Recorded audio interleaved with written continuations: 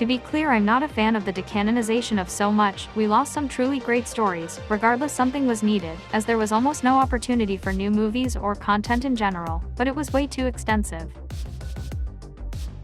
Anyways, love it or hate it, the new Disney canon reinvented Vader.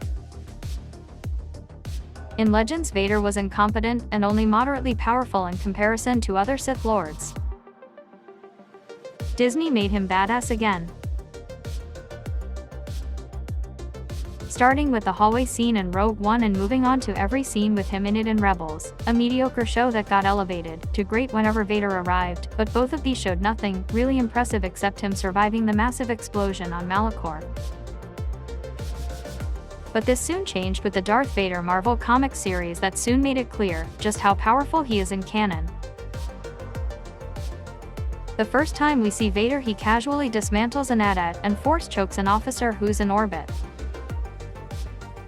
All of this is small potatoes to what we later see. Be it defeating planetary armies, or holding the oceans of Mon Cala at bay, Vader is unstoppable. However, the most impressive things we see from him is either him keeping himself alive through sheer force of will, overpowering the will of the Force, cracking the crust of a planet, or breaking dimensional barriers. The main two differences between canon Vader and his Legends counterpart is his mindset and the amount of potential he lost at Mustafar. Sidious thought after Mustafar that his apprentice was forever crippled. In Legends he was right, in canon, he couldn't be more wrong. In canon, Vader overcame his limitations, surpassed his master's expectations, and eventually, his master himself. But regardless, Sidious was not worried.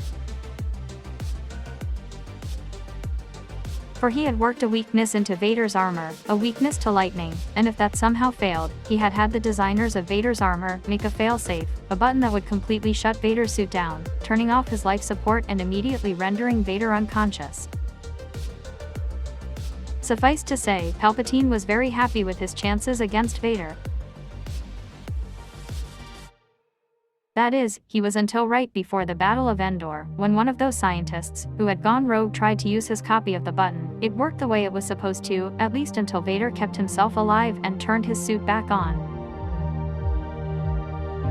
It was at this moment that Palpatine started fearing for his life. It was only because of the lack of time that Vader did not overthrow his master.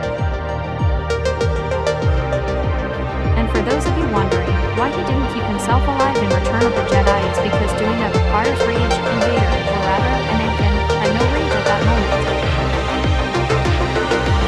Legends, Vader lost the majority of his potential. He was a shell of his former self, broken, weaker than most Sith. In canon, he was forced to rework his lightsaber style into a different, superior form, and he is stated several times to be the best lightsaber duelist ever, and he focused on his force abilities much more. As a result, he became much more skilled, and he eventually almost completely overrode his loss of potential, becoming what he was meant to be, the Chosen One. Also, if he's in a fight where he's losing badly, he regains all of his potential, basically entering God mode. Bottom line is, Vader in Legends is easily overpowered by Sidious, only 80% of his master's power. Vader in canon has overpowered Sidious twice, with Sidious being maybe 80% of Vader's power. You see where this is going? Legends Vader was a sad, broken man, canon Vader was sad and broken, but he didn't let that stop him. He rose above it, and that is why canon Vader wins. Feel free to disagree in the comments, as I love to debate.